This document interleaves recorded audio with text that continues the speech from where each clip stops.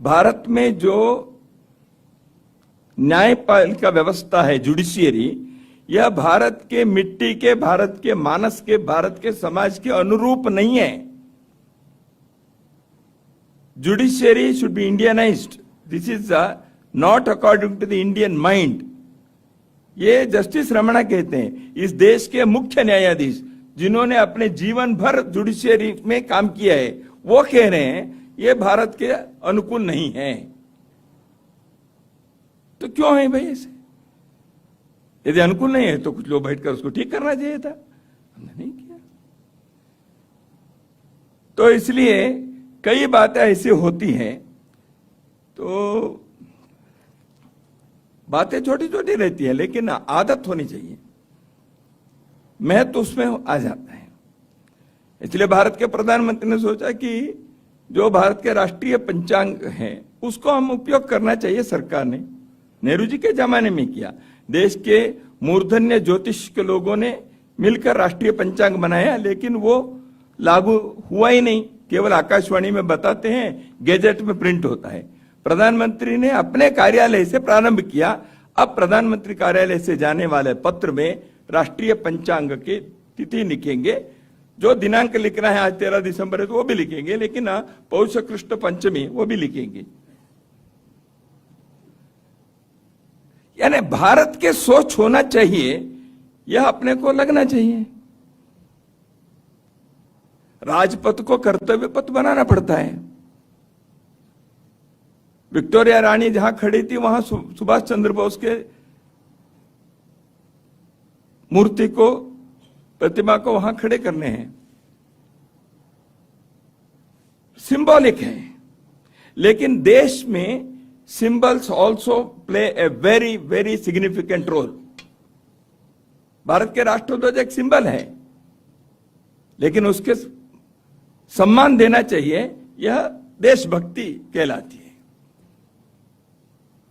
तो इसलिए भारत को यूरोपीय मानसिकता से, यूरोपियन माइंड से, कॉलोनाइज्ड माइंड से भारत को मुक्त करने के कई बातें करनी पड़ेगी। नई शिक्षा नीति इसी दृष्टि से कुछ प्रयत्न है उसमें, ठीक है, उसमें भी लागू करने में समस्या हो सकती है, लेकिन अपने को दिशा क्या है एक बार तय हो गया तो उस दिशा में हम जाएंगे, प्रयास करेंगे, क्यों नहीं करेंगे।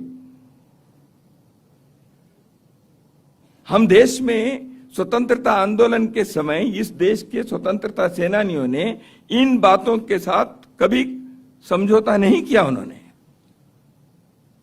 कहा नहीं, आग्रहपूर्वक इस विषय को उन्होंने रखा।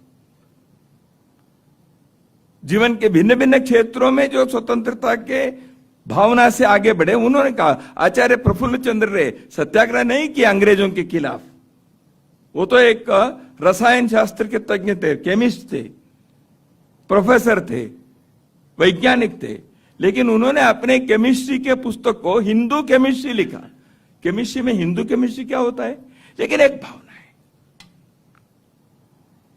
1905 में लिखा उन्होंने,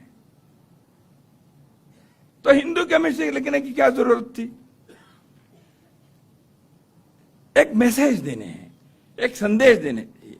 हिंदू सभ्यता के लोगों ने रसायन शास्त्र के क्षेत्र में क्या क्या किए हैं यह सामने आने चाहिए। नहीं तो हमारे यहां क्या होता है, भारत में विज्ञान की कोई परंपरा ही नहीं थी, ऐसे कहने वाले लोग भी रहे हैं। विज्ञान की कोई परंपरा नहीं थी, हम तो अंध युग में थे, अंधकार में थे। हमारे यहां जो भी ज्ञान आया, जो भी विज्ञान आया, जो भी तंत्र ज्ञान आया, वो सब पश्चिम से आया। हाँ, हर चीज हमने किया, भारत अन्य देशों में कुछ भी नहीं किया ऐसा नहीं है।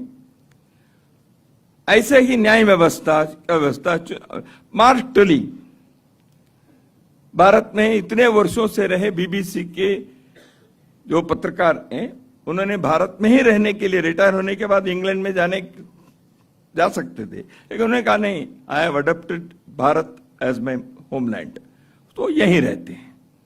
उन्होंने कहा एडमिनिस्ट्रेशन ने, प्रशासन में यहां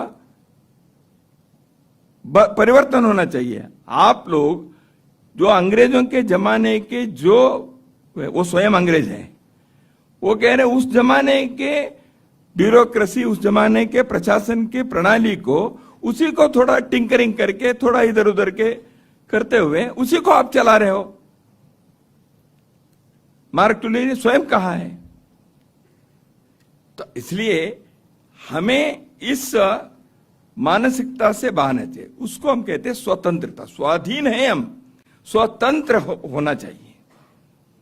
इसलिए इस स्वतंत्र के तरफ जाना ये श्रेष्ठ भारत के लिए एक आवश्यक प्रयत्न होगा।